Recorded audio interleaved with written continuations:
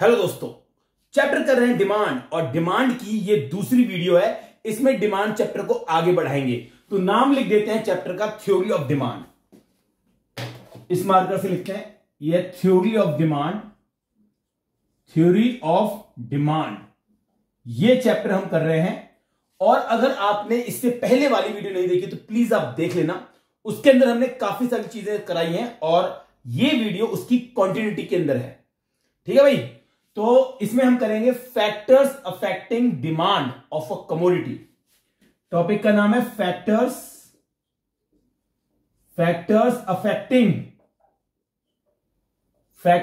Affecting demand of a commodity. Demand of a good भी कह सकते हैं इसको, डिमांड ऑफ अ गुड या कमोडिटी।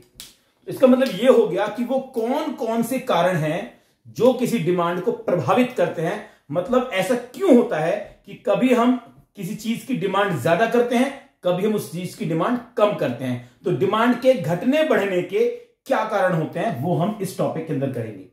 तो जैसे कि मैंने पिछली वीडियो में भी आपको कराया था, इसका एक न्यूमोनिक हमने लिखा था कि प्रीति फ्यूचर में कॉमर्स सब्जेक्ट लेगी। PRITI, प्रीति फ्यूचर में कॉम सब्जेक्ट, सब कॉम से कॉमर्स, सबसे सब्जेक्ट लेगी। प्रीति फ्यूचर में कॉमर्स सब्जेक्ट लेगी, ये इसका न्यूमोनिक है और इसको तोड़ तोड़ के हम इसके फैक्टर्स बनाएंगे। तो सबसे पहला जो इसका फैक्टर है वो है PRI, प्री। इससे बनता है price of own good. Price of own good, पहला पॉइंट ये है। दूसरा पॉइंट है इसका टी से बनेगा taste and preference. Taste and preference दूसरा पॉइंट है। तीसरा पॉइंट है आई से बनता है इनकम ऑफ द कंज्यूमर। यहां लिख दिया हमने इनकम ऑफ द कंज्यूमर, यानी कि कंज्यूमर की इनकम। नंबर 4 पे आता है फ्यूचर। इसको बोलेंगे future expectation of the price. Future expectation of the price. ठीक है। नंबर 5 पे वो है कॉम, यानी कि कॉम्प्लीमेंट्री गुड। इसके बारे में हम पिछली वीडियो में बहुत डिटेल में पढ़ चुके हैं। कॉम से बनेगा कॉम्प्लीमेंट्री गुड, तो price of complementary good, price of complementary, price of complementary लिखा हुआ है, वाई लिखा हुआ एंड में, TARY, कॉम्प्लीमेंट्री गुड।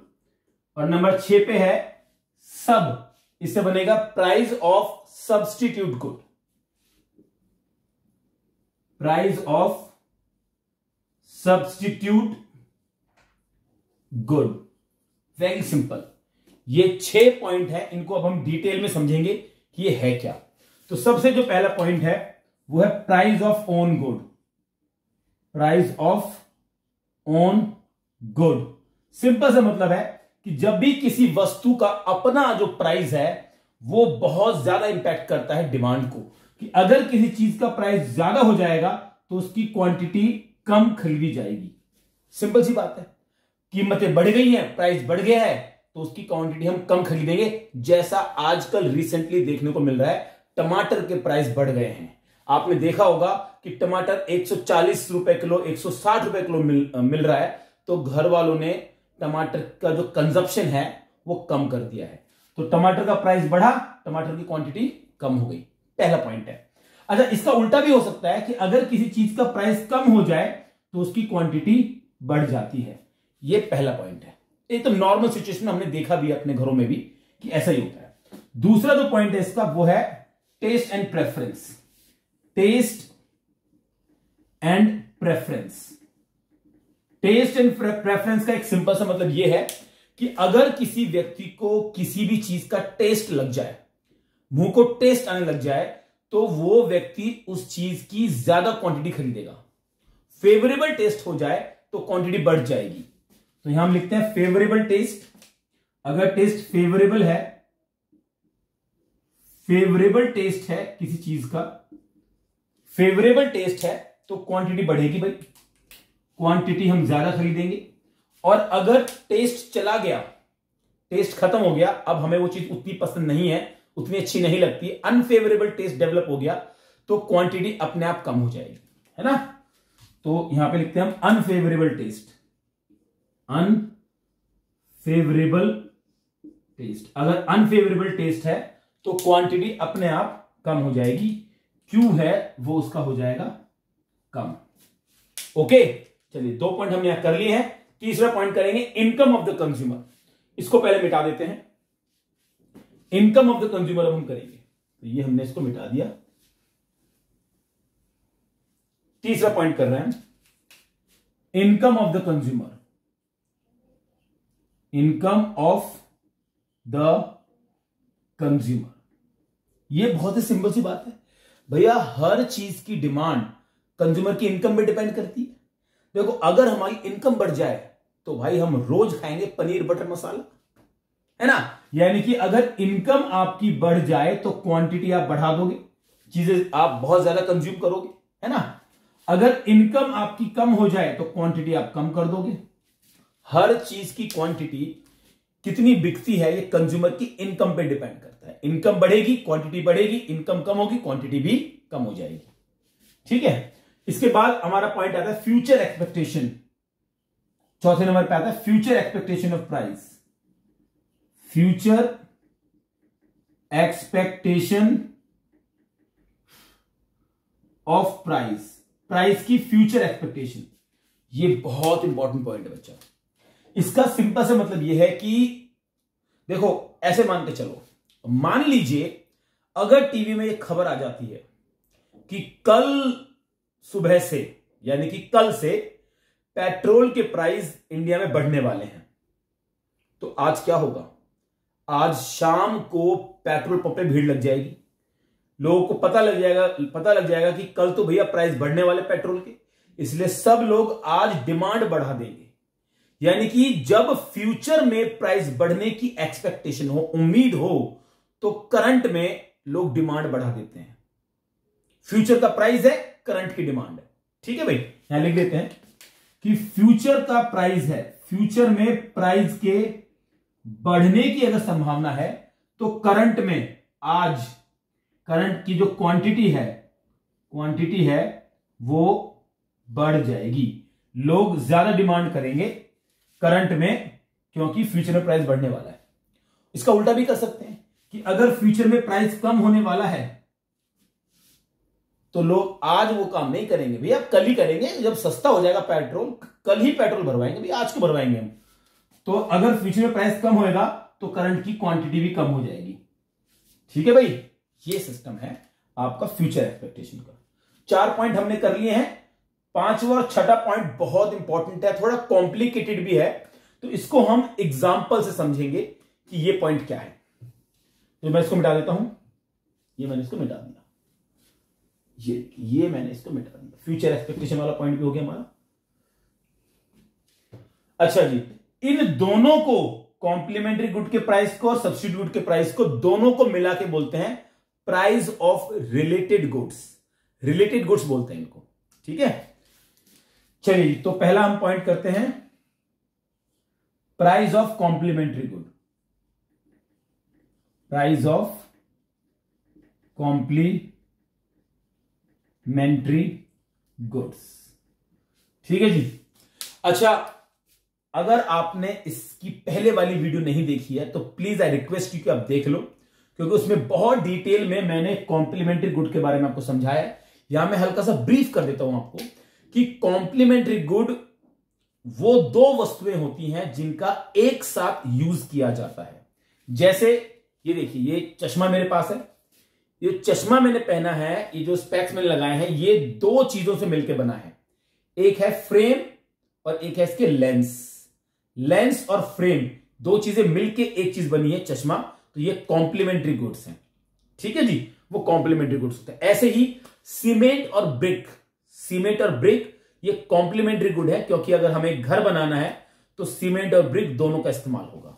ओके, तो यहां पे देखो मैं एक आपको एग्जांपल देता हूं कि मान लीजिए हमने यहां पे घर बनाना है, ये हमने एक बिल्डिंग बनानी है, घर क्या बिल्डिंग बनानी, बिल्डर है आप, ये आपने दरवाजा बना दिया उसका, ये हो गया फर्स्ट फ्लोर, ये हो गया सेकंड फ्लोर, ये हो गया थर्ड फ्लोर, ये हो गया फोर्थ फ्लोर और ये हो गया आपका फिफ्थ फ्लोर। ठीक है, 5 फ्लोर की बिल्डिंग बनानी है और 5 ये गेट हो गया, ये गेट है आपका, ठीक है, ये गेट है।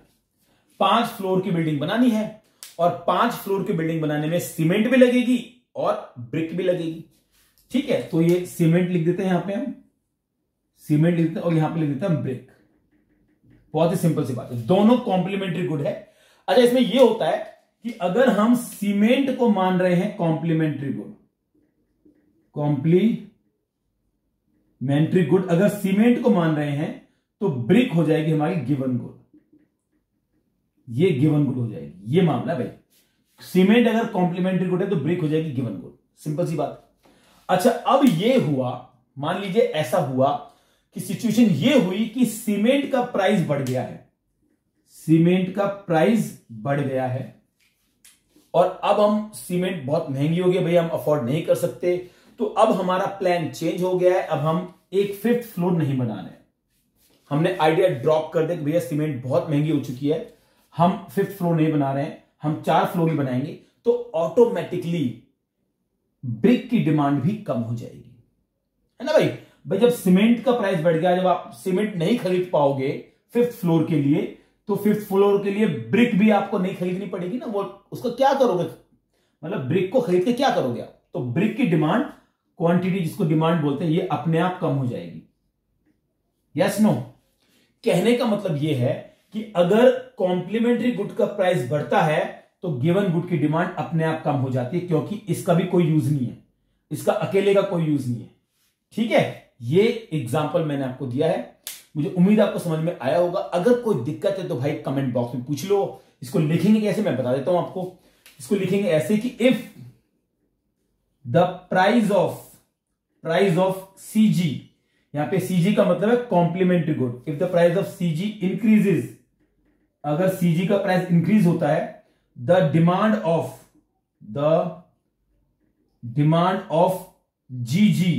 जीजी का मतलब है गिवन गुड, अगर सीजी का प्राइस बढ़ता है तो गिवन गुड की डिमांड फॉल करेगी, यानी कि ये इनवर्स रिलेशनशिप हो गया, दोनों में इंक्रीज हो रहा है, ये फॉल हो गया, तो इनवर्स रिलेशनशिप है कॉम्प्लीमेंट्री गुड के प्राइस में और गिवन गुड की डिमांड में।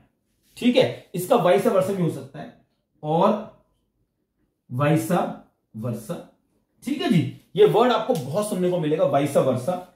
इस वर्ड का मतलब होता है इसका अपोजिट भी हो सकता है, यानी कि अगर कॉम्प्लीमेंट्री गुड का प्राइस कम हो जाए तो आप डिमांड इसकी बढ़ा देंगे, तो हम एक फ्लोर और ऊपर डालने के बारे में सोच लेंगे। ठीक है, तो ये इसका एग्जांपल है, आप देख लो, आराम से लिख लो, कोई अगर दिक्कत हो तो भाई पूछ लेना, कोई दिक्कत वाली बात है नहीं, ये इसका एग्जांपल है। ओके, अब हम करते हैं प्राइस ऑफ सब्स्टिट्यूट गुड। चलिए जी, इसको करते हैं प्राइस ऑफ सब्स्टिट्यूट गुड, इसको मिटा देते हैं, ये हमने मिटा दिया, ये मिटा दिया हमने। अब हम करेंगे प्राइस ऑफ सब्स्टिट्यूट गुड, यहां लिख देते हैं price of substitute good, price of substitute good. ठीक है, मैंने पिछली वीडियो में बहुत डिटेल में इस पे चर्चा की है, सब्स्टिट्यूट गुड क्या होते हैं। 2 ऐसे गुड जिनका एक दूसरे के स्थान पर यूज किया जा सकता है, उन्हें बोलते हैं सब्स्टिट्यूट गुड। नाम में लिखा है सब्स्टिट्यूट गुड। आपके घर मेहमान आए और आप उनके लिए पेप्सी लेने गए हैं और पेप्सी नहीं मिली, तो क्या करेंगे भाई, कोको कोला लेके आ जाएंगे, वो भी तो काले रंग की होती है, दोनों ब्लैक ब्लैक होती है, टेस्ट लगभग सिमिलर होता है, तो in place of Pepsi you will use Coca Cola, then both are called substitute good. ठीक है, बहुत डिटेल में हम चर्चा कर चुके हैं। ऐसे ही टी और कॉफी कुछ मामलों में सब्स्टिट्यूट गुड है। अगर आपको ठंड लग रही है, आप कुछ गर्म पीना चाहते हैं, टी नहीं मिले तो आप कॉफी पी सकते हैं, तो टी और कॉफी इस मामले में सब्स्टिट्यूट गुड होती हैं। इसका हम एग्जांपल लेते हैं। तो यहां लिखते हैं हम टी और यहां लिखते हैं कॉफी, टी और कॉफी। ठीक है भाई।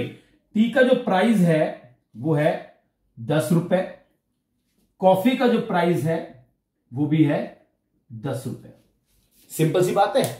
अच्छा, अब इसमें एक को मानना पड़ेगा सब्स्टिट्यूट गुड और दूसरा हो जाएगा गिवन गुड अपने आप ही।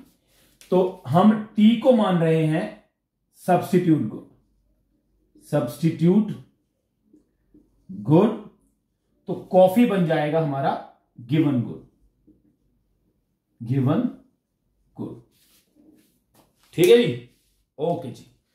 तो अब हुआ ये कि टी वालों ने अपना प्राइस बढ़ा दिया, टी वालों ने अपना प्राइस बढ़ा दिया है, इंक्रीज कर दिया है, 15 रुपए की इन्होंने टी कर दी है। इसका फर्क यह होगा कि जो टी के कंज्यूमर्स हैं वो शिफ्ट हो जाएंगे कॉफी की तरफ। कंज्यूमर्स या customers will shift towards coffee, coffee की तरफ शिफ्ट हो गए कस्टमर, तो कॉफी की डिमांड बढ़ गई है भाई, कॉफी की डिमांड बढ़ गई है। देखो कितना फर्क पड़ रहा है, टी का प्राइस बढ़ने से टी के कंज्यूमर चले गए कॉफी के पास, कॉफी की डिमांड बढ़ गई। यही तो असर होता है सब्स्टिट्यूट, बहुत ज्यादा कंपटीशन होता है भाई, ग्राहक छीनने होते हैं एक दूसरे के, तो कोई प्राइस नहीं बढ़ाता। तो जिसने प्राइस बढ़ाने की गलती कर दी वो भुगतेगा और दूसरे गुड्स का जो है ना डिमांड, उसकी जो डिमांड है वो बढ़ जाएगी। तो देखो इसको लिखेंगे कैसे, लिखना बहुत सिंपल है। लिखेंगे if the price of T मैंने कि सब्स्टिट्यूट गुड इंक्रीजेस, अगर टी का प्राइस इंक्रीज हो गया, the demand of given good, the demand of given good का मतलब यहां पे लिखना पड़ेगा coffee, demand of coffee also increase, वो भी बढ़ जाएगी। कितना सिंपल है। तो उसको मार्क कर देते हैं, टी का प्राइस इंक्रीज हुआ है और गिवन गुड कॉफी की डिमांड भी इंक्रीज हुई है। इंक्रीज कैसा रिलेशन हुआ, पॉजिटिव रिलेशन हुआ, सकारात्मक प्रभाव हुआ, पॉजिटिव रिलेशन दोनों के अंदर। ठीक है जी, तो ये है। इसका वाइसा वर्सा भी होता है भाई, और वाइसा वर्सा उल्टा भी इसका हो सकता है कि टी का प्राइस कम हो जाएगा तो भाई इसकी डिमांड कम हो जाएगी, क्योंकि तब इसके कस्टमर्स के पास आ जाएंगे। ठीक है, एक बात मैं आपको अभी क्लियर कर दूं कि हमेशा गिवन गुड की डिमांड को देखते हैं, गिवन गुड की डिमांड को देखते हैं, कभी भी गिवन गुड के प्राइस को कंसीडर नहीं करते। इस पूरे चैप्टर के अंदर गिवन गुड की हमेशा डिमांड देखेंगे, प्राइस कंसीडर नहीं करेंगे। ओके, तो इस तरीके से हमने ये वाइसा वर्सा लिखा है, वाइसा वर्सा उल्टा। ये 6 के 6 पॉइंट हमने इस पॉइंट में हमने कर लिए हैं। अब हम चैप्टर को आगे बढ़ाते हैं और अब हम करेंगे लॉ ऑफ डिमांड, कि मांग का नियम क्या कहता है, what is law of demand. तो इसको हमने मिटा दिया, ये मिटा दिया, ये मिटा दिया, ये मिटा दिया, इसको हमने मिटा दिया, ये देखो ये सब मिटा देते हैं, ये भी मिटा देते हैं, और अब हम करेंगे लॉ ऑफ डिमांड।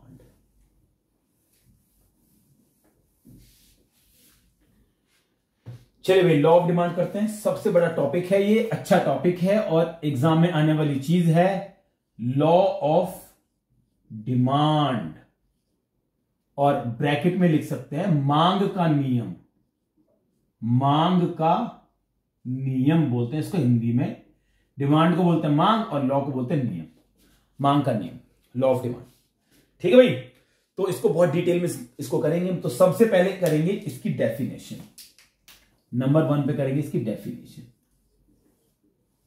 डेफिनेशन करेंगे इसकी। ठीक है, तो डेफिनेशन की शुरुआत बहुत ही खास वर्ड से करेंगे। तो इसकी डेफिनेशन करते हैं। कहता है दिस लॉ स्टेट्स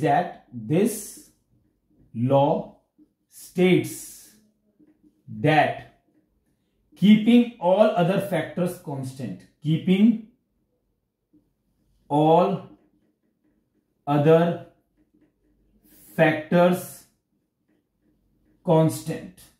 अभी समझाएंगे डिटेल में कि क्या लिखा है, पहले मैं लिख लेता हूं, फिर इसको हम डिटेल में समझेंगे। Keeping all other factor constant, there is an inverse relation between, ये बिटवीन लिखा है, between price of a commodity and its quantity demanded, ये आपको लिखना पड़ेगा। ठीक है, इसको मैं समझाता हूं आपको बहुत डिटेल में, बहुत ही सिंपल है। सबसे पहले मैं यहां बना देता हूं कि इसको हम एक फॉर्मूले के रूप में कैसे दिखा सकते हैं। इसको ऐसे दिखा सकते हैं, हम बॉक्स बनाया हमने कहा प्राइस इसका अगर बढ़ेगा तो क्वांटिटी इसकी फॉल करेगी, प्राइस अगर इसका फॉल करेगा तो क्वांटिटी इसकी बढ़ेगी। ये सिंपल से बॉक्स में हमने इसको दिखा दिया है। प्राइस बढ़ेगा, quantity fall, price fall, quantity बढ़ेगी। ये है लॉ ऑफ डिमांड। ओके भाई, देखो सबसे पहली बात, इसमें साफ साफ वर्ड यूज किया गया है कि keeping all other factors constant. ये जो है ना, keeping all other factor constant, इसको बोलते हैं सेटेगिस पैरिबस। ये बड़ा इंपॉर्टेंट वर्ड है, ceteris paribus, CETERIS, ceteris, PARIBUS, ceteris paribus, keeping all other factor constant, there is an inverse relationship between price of a commodity and quantity demand. ये देखिए inverse relationship है, price बढ़ रहा है, quantity fall कर रही है, प्राइस फॉल कर रहा है, क्वांटिटी बढ़ रही है। इनवर्स रिलेशनशिप है प्राइस और क्वांटिटी के बीच में, इसे ही बोलते हैं लॉ ऑफ डिमांड। और जो लिखा हुआ है सेटेगिस पैरिबस या keeping all other factor constant, इसका मतलब ये होता है कि डिमांड को अफेक्ट करने वाले बाकी के जो पॉइंट्स हैं वो सारे कांस्टेंट रहेंगे। अभी समझाता हूं आपको। देखो डेफिनेशन के बाद हम करेंगे इसकी अजम्पशन। यहां पे इसकी अजम्पशन करते हैं नंबर 2 पे, उसमें समझ में आएगा आपको। नंबर 2 पे कर रहे हैं हम अजम्पशंस।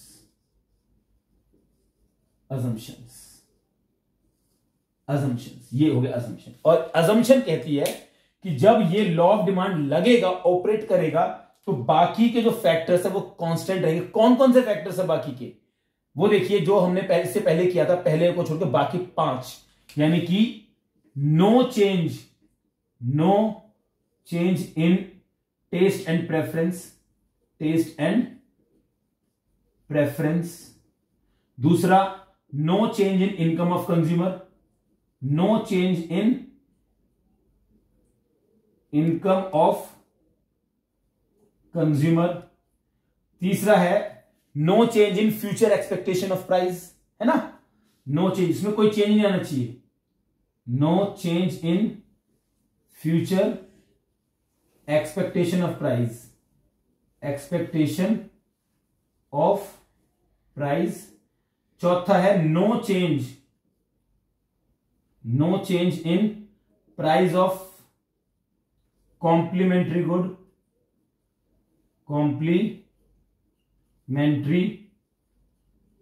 गुड्स। और पांचवा है no change in price of substitute good. No change in, अभी थोड़ी देर पहले किया हमने ये, no change in price of substitute goods. ठीक है भाई, ये 5 इसकी अजम्पशन है। इन अजम्पशन को ही बोलते हैं सेटेगिस पैरिबस या keeping all other factor constant. ठीक है, वेल डन। तो 2 पॉइंट कर लिए हमने अजम्पशन के लिए, डेफिनेशन के लिए। अब हम करेंगे इसकी schedule, diagram, explanation of diagram, फिर लॉ ऑफ डिमांड हमारा खत्म होगा। तो मैं इसको मिटा देता हूं, ये आपने लिख लिया होगा, या वीडियो पॉज करके आप ये लिख सकते हैं। एक चीज मैं बार बार बता रहा हूं, इस अजम्पशन को ही बोलते हैं सेटेगिस पैरिबस। ये कई बार पूछते हैं, यहां लिख देते हैं सेटेरिस पैरिबस। ठीक है जी, ओके जी। अब चलते हैं आगे, अब शेड्यूल करेंगे इसकी। ये पूरा हमने मिटा दिया है। तीसरे पॉइंट पे आती है इसकी स्केड्यूल। इसको मिटा ही देते हैं। तीसरे पॉइंट पे आती है इसकी स्केड्यूल। ओके जी, यहां लिखते हैं स्केड्यूल। इसको टेबल भी कह सकते हैं, टेबल स्केड्यूल एक ही मतलब होता है। तो यहां पे हम बनाते हैं प्राइस और यहां बनाते हैं क्वांटिटी डिमांडेड, क्वांटिटी डिमांडेड। देखो आपने ये चीज महसूस की होगी कि मैं लॉ ऑफ डिमांड कराते वक्त क्वांटिटी डिमांडेड वर्ड का इस्तेमाल कर रहा हूं, डिमांड वर्ड का इस्तेमाल नहीं कर रहा हूं। इसके पीछे एक लॉजिक है, एक बात है जो हम आगे वीडियो में पढ़ेंगे। आपको ध्यान ये रखना है कि जब आप लॉ ऑफ डिमांड करेंगे तो वहां पे डिमांड वर्ड का इस्तेमाल नहीं करेंगे, वहां पे आप क्वांटिटी डिमांडेड वर्ड का इस्तेमाल करेंगे। ठीक है, ये बात ध्यान रखनी है आपको। तो प्राइस देखो, प्राइस हम फॉल कर रहे हैं 5 4 3 2 1, प्राइस फॉल कर रहा है। और अगर प्राइस फॉल कर रहा है तो क्वांटिटी बढ़ेगी 1 2 3 4 5। एक सिंपल सी स्केड्यूल है, प्राइस फॉल कर रहा है, क्वांटिटी बढ़ रही है। ठीक है, अब बनाएंगे इसका ग्राफ, ग्राफ बनाएंगे जिसको हम डायग्राम भी बोलते हैं। ठीक है, ग्राफ बोलो डायग्राम बोलो एक ही बात है। तो देखो ये पहला डायग्राम आप बना रहे हैं। अच्छा, इससे पहले पीपीसी वाला बना चुके हैं, पहले की वीडियोस अगर आपने देखी होगी तो पीपीसी प्रोडक्शन पॉसिबिलिटी कर्व हम बना चुके हैं। तो डिमांड का डायग्राम हम बना रहे हैं, तो सबसे पहले वही बड़ा सा आप एल बनाएंगे, एल बनाएंगे, यहां लिखेंगे 0, यहां लिखेंगे x, यहां लिखेंगे y, और प्राइस लिखेंगे आप इस पॉइंट पर, इस पे लिखेंगे आप प्राइस, नीचे लिखेंगे quantity demanded, quantity demanded, price और क्वांटिटी डिमांडेड। अब क्या करेंगे, अब आपको पॉइंट्स लगाने हैं। तो ये 1 2 3 4 5 ये पॉइंट्स इक्वल डिस्टेंस पे होने चाहिए, 1 2 3 4 और 5। और प्राइस भी आप यहां ऐसे लगाएंगे तो वो भी इक्वल डिस्टेंस में होना चाहिए। ये डिस्टेंस इक्वल होना चाहिए इस डिस्टेंस के, हो जाएगा 1 2 3 4 5। ठीक है, अब हम पॉइंट यहां पे लगाएंगे, पॉइंट को प्लॉट करेंगे यहां पे। तो जब प्राइस 5 था तो क्वांटिटी 1 थी, तो जब प्राइस 5 था तो क्वांटिटी थी 1, ये पॉइंट बन गया है। प्राइस 4 था, क्वांटिटी, प्राइस अगर 4 था तो क्वांटिटी डिमांडेड थी 2, तो प्राइस 4 था और क्वांटिटी थी आपकी 2, ये पॉइंट हो गया। ठीक है, ऐसे ही नेक्स्ट करते हैं 3 पर 3, अगर ये 3 था तो ये भी था 3, इसके बाद 2 पर 4, ये 2 था तो ये था 4, ऐसे ही 1 पे 5, जब ये 1 था तो ये था 5। सभी पॉइंट्स को आप ज्वाइन कर देंगे, ये देखो मैं ब्लू मार्कर से सारे पॉइंट्स को ज्वाइन कर देता हूं, ऐसे ज्वाइन कर दिया, ये बन गया डी और ये बन गया डी, डी बन चुका है। इस डी को बोलते हैं demand curve, that is demand curve. ठीक है, यहां लिख देते हैं कि डिमांड कर्व, डिमांड कर्व। ठीक है, ये हुआ आपका डिमांड कर्व। अब इसकी जल्दी सी एक्सप्लेनेशन भी कर लेते हैं, एक्सप्लेनेशन यहां कर लें, इसको मिटा देते हैं, यहां पे एक्सप्लेनेशन करते हैं डिमांड कर्व की, शेड्यूल को मिटा देते हैं। तो शेड्यूल को हमने मिटा दिया है, यहां पे हम करेंगे explanation of the demand curve. Graph हमने यहां बनाया गया था, अब करेंगे explanation of demand curve, explanation of curve. यहां पे कर्व का मतलब डिमांड कर्व से ही है। ठीक है, तो पहले पॉइंट पे लिखेंगे on OX axis quantity demanded is taken, on X axis, इसको X एक्सिस भी कह सकते हैं, on X axis QD is taken, QD का मतलब क्वांटिटी डिमांडेड। दूसरा है on Y axis, on Y axis price is taken, price is taken, price लिया गया है। फिर है when price is 5 QD is 1, when price is 5 QD is 1। एक और लिख देते हैं, when when price is 4 QD is 2, QD is 2, price is 4 QD is 2। फिर लिखेंगे लाइकवाइज, अब ऐसे इसी प्रकार लाइकवाइज, अब लिखेंगे लास्ट वाला, when price is 1 QD is 5, when price is 1 QD is 5। ठीक है भाई। अब लिखेंगे by joining all the points, by joining all the points, by joining all the points we get हमें मिलता है एक downward sloping straight line demand curve. we get downward sloping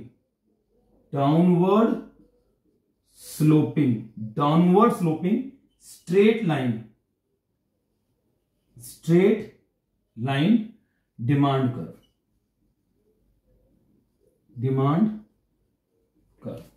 downward sloping straight line demand curve. तो इसको हम underline कर देते हैं। एक तो डाउनवर्ड स्लोपिंग पता लगा इससे कि ये डाउनवर्ड स्लोपिंग है भाई, ये देखो डाउनवर्ड स्लोपिंग है, ऊपर से नीचे की ओर जा रहा है, और स्ट्रेट लाइन डिमांड कर्व है।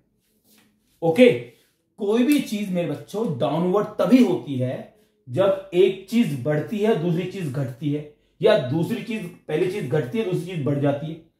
ये अपोजिट रिलेशन यानी कि जो इनवर्स रिलेशनशिप होता है, इनवर्स रिलेशनशिप जब होता है तब होता है कोई भी चीज डाउनवर्ड। Is that okay? मुझे ऐसा लगा कि आप लोग सो गए हो, इसलिए मैंने थोड़ा सा ये एक्टिंग कर दी, अब आप लोग जग गए होंगे। ठीक है जी, तो ये हमने कर लिया है लॉ ऑफ डिमांड। अब हम करेंगे कुछ ऐसे टॉपिक्स कि जहां पर कुछ ऐसे पॉइंट्स जहां पे लॉ ऑफ डिमांड फेल हो जाता है। भाई दुनिया में ऐसा कोई नियम नहीं है जो फेल ना हो, यहां तक कि फिजिक्स के नियम भी फेल हो जाते हैं। लॉ ऑफ ग्रेविटी फेल हो जाता है बरमूडा ट्रायंगल पर। जो फिजिक्स के नियम फेल हो जाते हैं, ये तो इकोनॉमिक्स के लॉ हैं तो बहुत ही फ्रेजाइल होते हैं, बहुत जल्दी से फेल हो जाते हैं। तो ऐसे पॉइंट हम करेंगे जिन पॉइंट पर लॉ ऑफ डिमांड फेल हो जाता है, वहां पे लॉ ऑफ डिमांड काम नहीं करता। लॉ ऑफ डिमांड क्या है? वही तो है कि प्राइस बढ़ता है क्वांटिटी फॉल करती है, प्राइस कम होता है क्वांटिटी बढ़ती है। ये लॉ भी फेल हो जाता है। चलिए ये करते हैं, आप लोग ने कर लिया होगा, इसको मैं मिटा देता हूं। लॉ ऑफ डिमांड हमने मिटा दिया, it is done, it is done. चलिए जी, अब जो हम बात करेंगे आपसे वो करेंगे ऐसी सिचुएशंस जब लॉ ऑफ डिमांड फेल हो जाता है। तो इसको बोलते हैं exceptions of law of demand. Exceptions of law of demand, law of demand के एक्सेप्शंस जहां पे वो काम नहीं करता। Situations where law of demand fail, situations where law of demand fail हो जाता है, FAIL फेल। ठीक है, कई तरीके से इसको देख सकते हैं। फेल भी लिखा है यहां पे, एक्सेप्शंस फेल वगैरह लिखा है, लॉ ऑफ डिमांड फेल हो जाता है, या कभी जब वो इनवर्स रिलेशनशिप एग्जिस्ट नहीं करता। तो situations where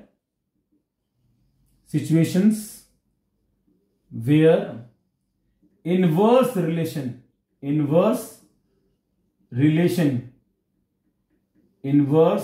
relation between price and quantity, price and quantity क्या लिखते हैं?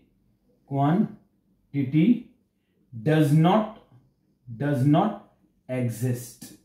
यानी कि सिंपल सा मतलब है कि इनवर्स रिलेशनशिप एग्जिस्ट नहीं करता, यानी कि लॉ ऑफ डिमांड फेल हो जाता है। वही बात है। तो पहले यहां लिख लेते हैं कि लॉ ऑफ डिमांड है क्या। हम देखिए कितना सिंपल है कि प्राइस अगर आप बढ़ाओगे तो क्वांटिटी आपकी फॉल करेगी, प्राइस अगर आप फॉल करोगे तो क्वांटिटी आपकी बढ़ेगी। इसी को ही लॉ ऑफ डिमांड बोलते हैं, शॉर्ट में इसी को लॉ ऑफ डिमांड बोलते हैं। अभी थोड़ी देर पहले किया है। हम करने वाले हैं ऐसी सिचुएशंस जहां पे ये लॉ एग्जिस्ट नहीं करता, ये फेल हो जाएगा। ठीक है, तो सबसे पहले आप ये वीडियो देखिए। हेलो फ्रेंड्स, इस वीडियो में हम करेंगे exceptions to law of demand. ये मेरे पास है टिफिन, है ना, टिफिन है ना, स्माइल करता हुआ टिफिन है। टिफिन से बनता है गिफिन, यानी कि गिफिन गुड्स पर, टिफिन का राइमिंग हो ना गिफिन, गिफिन गुड्स पर लॉ ऑफ डिमांड अप्लाई नहीं होते मेरे भाई। इस टिफिन को हम खोलते हैं, जरा देखो जरा इसमें से क्या निकलता है।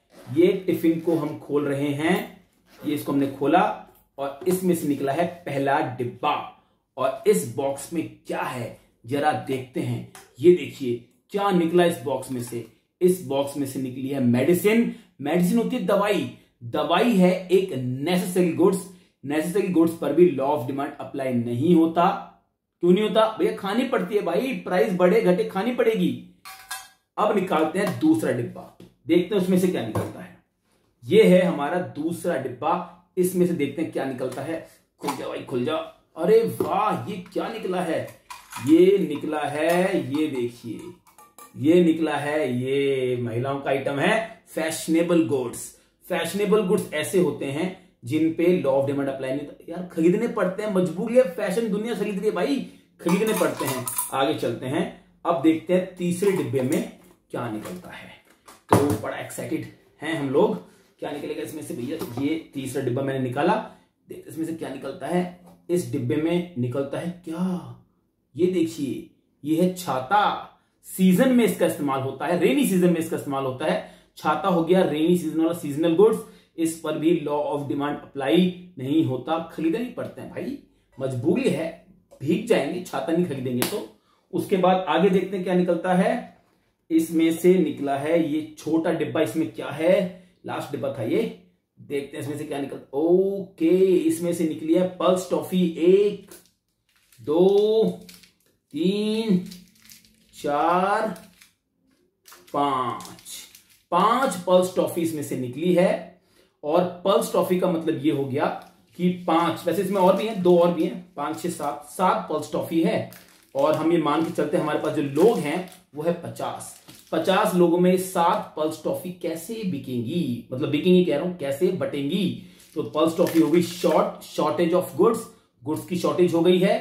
जब गुड्स की शॉर्टेज होती है तो वहां भी लॉ ऑफ डिमांड अप्लाई नहीं होता है। और आखिरी में मैं आपको दिखाना चाहता हूं, ये लग्जरी कार, ये जो लग्जरी कार है ना, ये दिखावे की वस्तु है, लोग खरीदते हैं सिर्फ चलाने के लिए नहीं, दूसरों को जलाने के लिए भी। तो ऐसी कार पर भी लॉ ऑफ डिमांड अप्लाई नहीं होता।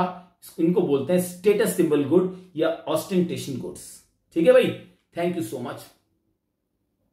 ठीक है भाई, तो अब देखिए जो पहला पॉइंट इसके अंदर बनता है, जो पहला पॉइंट बनता है वो बनता है आपका Giffen, Giffen goods, Giffen goods पहला पॉइंट बनता है। और गिफिन गुड का मतलब ये होता है कि ऐसे गुड्स होते हैं गिफिन गुड जिन पर कंज्यूमर अपनी इनकम का एक लार्ज पार्ट खर्च कर रहा है। बेचारे मजदूर किस्म के लोग होते हैं जो थोड़ा बहुत पैसा कमाते हैं और अपनी इनकम को फूड पर खर्च करते हैं। ये जो गिफिन गुड का कॉन्सेप्ट है, ये सर रॉबर्ट गिफिन ने ये एक पूरा कॉन्सेप्ट दिया था। नाम लिख लेते हैं, इंपॉर्टेंट है, रॉबर्ट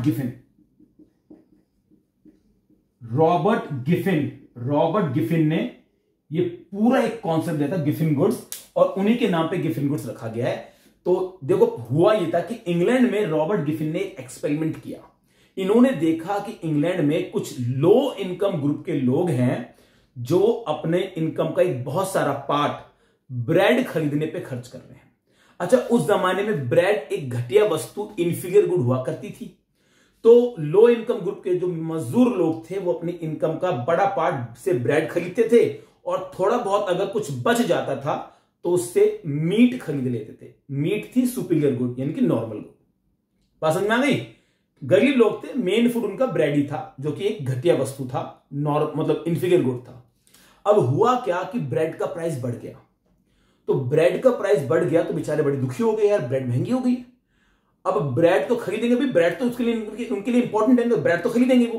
तो अब उन्हें जो पैसा वो मीट पर खर्च करते थे वो पैसा भी अब उन्हें ब्रेड पर खर्च करना पड़ रहा है, क्योंकि भाई ब्रेड तो खाएंगे, वो तो मेन ही है उसकी ना, वो तो उनका मेन फूड है, वही खा सकते हैं, वो कुछ खा ही नहीं सकते। तो यहां पे रॉबर्ट गिफिन ने देखा कि कुछ ऐसे गुड्स होते हैं कि जिनका अगर प्राइस बढ़ जाए, कुछ ऐसे इंफीरियर गुड होते हैं, घटिया वस्तुएं होती हैं कि जिनका प्राइस बढ़ जाए तो कंज्यूमर उनकी डिमांड कम नहीं करता, बल्कि उनकी डिमांड उतनी ही रहती है या बढ़ जाती है। ऐसा गिफिन गुड के मामले में हुआ, ब्रेड के मामले में हुआ। ठीक है जी, ठीक है। तो बात ऐसी है कि गिफिन गुड्स पर लॉ ऑफ डिमांड अप्लाई नहीं होता, क्योंकि Giffen goods special kind of inferior good होते हैं जो कंज्यूमर को खाने ही पड़ते हैं, प्राइस भले ही बढ़ जाए तो भी उनकी क्वांटिटी कम नहीं होती। ठीक है, ये गिफिन गुड हो गया। दूसरा जो इसका पॉइंट है वो है नेसेसरी गुड्स। नेसेसरी गुड्स जैसे दवाइयां, लाइक मेडिसिन, मेडिसिन हो गया, सॉल्ट हो गया, ठीक है, सॉल्ट के अलावा वाटर हो गया, ये नेसेसरी गुड्स होते हैं भाई, आवश्यक वस्तु होती है जीवन के लिए, ह्यूमन सर्वाइवल के लिए। They are necessary, paramount important, very vital. ठीक है जी, इनका अगर प्राइस बढ़ भी जाए तो इनकी डिमांड कम नहीं होती, उतनी रहती है, या इनका अगर प्राइस कम हो जाए तो इनकी डिमांड बढ़ती नहीं है, उतनी ही रहती है। ये नेसेसरी गुड्स तो जितने खाने उतने खानी है भाई। अब दवाइयां जितनी डॉक्टर ने बताई उतनी तो खाओगे। अगर दवाई का प्राइस कम हो गया तो क्या दवाई ज्यादा खाने लग जाओगे आप? नहीं ना, उतनी खाओगे ना। इसलिए इस सिचुएशन में लॉ ऑफ डिमांड फेल हो जाता है, इस सिचुएशन में लॉ ऑफ डिमांड फेल हो जाता है। ओके, आगे चलते हैं। तीसरा जो इसका पॉइंट है वो आता है आपका फैशनेबल गुड्स। फैशनेबल गुड्स, देखो भाई, फैशनेबल गुड्स जो उस वक्त के, उस एरा के फैशनेबल गुड्स हैं, जो फैशन में चल रहे होते हैं, उन पर लॉ ऑफ डिमांड अप्लाई नहीं होता, क्योंकि उनका प्राइस अगर बढ़ जाए तो भी उनकी डिमांड बढ़ती रहती है। देखो कैसा, ये देखो लॉ ऑफ डिमांड का बिल्कुल उल्टा हो गया। प्राइस बढ़ रहा है, डिमांड बढ़ रही है, क्योंकि भाई फैशन चल रहा है ना, उसका फैशन चल, लोग खरीदेंगे, हाई प्राइस पे लोग खरीदेंगे क्योंकि वो चीज फैशन में चल रही है। ठीक है, आगे चलते हैं। नंबर 4 पे आता है आपका सीजनल गुड। सीजनल गुड्स, अच्छा, सीजनल गुड्स जैसे अम्ब्रेला या जैकेट ले लेते हैं। जैकेट इन विंटर्स, विंटर्स में जो जैकेट है वो सीजनल गुड है, यानी कि अगर विंटर्स में जैकेट का प्राइस बढ़ेगा तब भी उसकी डिमांड बढ़ेगी। प्राइस बढ़ेगा तब भी डिमांड बढ़ेगी, क्यों? क्योंकि यहां पे लॉ ऑफ डिमांड अप्लाई नहीं होता। सर्दियां हैं, मानते हैं, सर्दियां हैं, जैकेट का प्राइस बढ़ेगा, मानते हैं, लेकिन भाई पहननी पड़ेगी ना जैकेट, तो सर्दी में कप कप ही आएगी भैया, ठंड के मारे मर जाएंगे, तो लोग हाई प्राइस पर भी जैकेट को खरीदेंगे। तो law of demand seasonal goods पे अप्लाई नहीं होता। ओके, नंबर 5 करते हैं यहां पे, नंबर 5 यहां पे कर लेते हैं। नंबर 5 यहां करते हैं, यहां पे आएगा shortage of goods. Shortage of goods, goods की शॉर्टेज। भाई अगर गुड्स की शॉर्टेज हो जाए या ये बात फैल जाए समाज में कि वो गुड्स जो है वो कम पड़ने वाला है, वो गुड मिलेगा नहीं भाई कल, जैसे कोरोना के टाइम हुआ था ना, कि जब कोरोना आया था तो ये बात फैल गई थी, दवाइयां नहीं मिलेंगी, आटा नहीं मिलेगा, चावल नहीं मिलेगा। भैया लोगों ने हद मचा दी, दुकान में पहुंच गया राशन लेने के लिए, और दवाइयां लेने के लिए लोग पहुंच गए मेडिकल स्टोर पर। ये अफवाह फैलती है ये कि जब शॉर्टेज ऑफ गुड्स होता है तो लोगों के अंदर जो है वो दहशत फैल जाती है, तो लोग हाई प्राइस पे भी खरीद लेते हैं। कोरोना के टाइम पे आप देखिए, मास्क हाई प्राइस पे भी उनकी डिमांड बहुत ज्यादा थी। डेटॉल मिल नहीं रही थी, हाई, लोग दुगना रेट देने को तैयार है, लेकिन डेटॉल नहीं मिल रही थी। स्पेशल सिचुएशंस होती है, वॉर के समय ऐसा होता है, जब वॉर होती है उस समय ऐसा ही होता है, शॉर्टेज ऑफ गुड्स हो जाती है, तो प्राइस अगर बढ़ जाता है तो भी लोग डिमांड को बढ़ाएंगे, लोग डिमांड कम नहीं करेंगे। ये पॉइंट है। आगे चलते नंबर 6 पे। नंबर 6 जो है वो है status symbol goods. Status symbol goods, status symbol goods, या इनको कह सकते हैं ऑस्टेंटेशन गुड्स। ये ऑस्टेंटेशन और स्टेटस सिंबल गुड्स का एक ही मतलब होता है, इनको दिखावे की वस्तु बोलते हैं, यानी कि जो एक कंज्यूमर के स्टेटस को दिखाते हैं। भाई आप उनका स्टेटस तुमसे बहुत हाई है क्या, तो जो स्टेटस को दिखाती है उन्हें स्टेटस सिंबल गुड्स बोलते हैं। लग्जरी कार्स इसमें आती है भाई, Lamborghini, Audi, Mercedes, luxury car, सोने की अंगूठी, हीरे की अंगूठी, ये सब लग्जरी चीजें होती हैं, इसके अंदर आती है। लोग खरीदते हैं दिखावा करने के लिए, उनमें शो ऑफ की भावना होती है। बड़े बड़े अच्छी ब्रीड के जो कुत्ते होते हैं, डॉग्स होते हैं, वो भी शो ऑफ वाली वस्तु में उनको डाल सकते हैं हम, ठीक है। तो जो स्टेटस सिंबल गुड्स हैं उन पे लॉ ऑफ डिमांड काम नहीं करता। लोग हाई प्राइस पर भी उनको खरीदते हैं क्योंकि उनको शो ऑफ करना होता है। आप देखिए दिवाली के आसपास सोने का रेट बढ़ता है लेकिन डिमांड भी बढ़ती है। सुनार की दुकान में भीड़ बढ़ी रहती है। धनतेरस वाले दिन सोना हाई होता है लेकिन लोगों की डिमांड भी उसकी बढ़ा देते हैं क्योंकि वो दिखावे की वस्तु है, स्टेटस सिंबल गुड्स है। लोगों को फर्क नहीं पड़ता कितना महंगा है, बस अपन को मांगता सामने वाले को जलाने का है क्या। तो ये तो प्राइस बढ़ता है, इसमें प्राइस बढ़ता है लेकिन इसकी डिमांड भी बढ़ जाती है। प्राइस बढ़ता है, डिमांड भी बढ़ जाती है। ये सारी चीजें, ये 6 के 6 पॉइंट्स ऐसे हैं जो इस लॉ ऑफ डिमांड को नेगेट करते हैं, इसको धता बताते हैं, इनको जो फेल कर देते हैं। इसलिए इन 6 के 6 पॉइंट्स को बोलते हैं exceptions of law of demand. I hope you got it guys, आपको समझ में आ गया होगा। अब जल्दी से एक छोटा सा टॉपिक और कर लेते हैं, मार्केट डिमांड के फैक्टर्स, बस फिर आज की क्लास में खत्म कर देंगे, ठीक है। कोई दिक्कत हो जनाब पूछ लेना, शर्माने का नहीं, पूछ लेना कमेंट बॉक्स में, अपन जवाब देगा। ओके चलिए इसको हम बंद कर देते हैं, ये खत्म हो गया हमारा। अब हम करते हैं, छोटा सा टॉपिक है हमारा, factors of market demand. Market demand हम कर चुके हैं पहली वीडियो में, अब हम इसका जो है वो कर रहे हैं फैक्टर्स। यहां लिख देते हैं फैक्टर्स ऑफ या फैक्टर्स अफेक्टिंग AFFECTING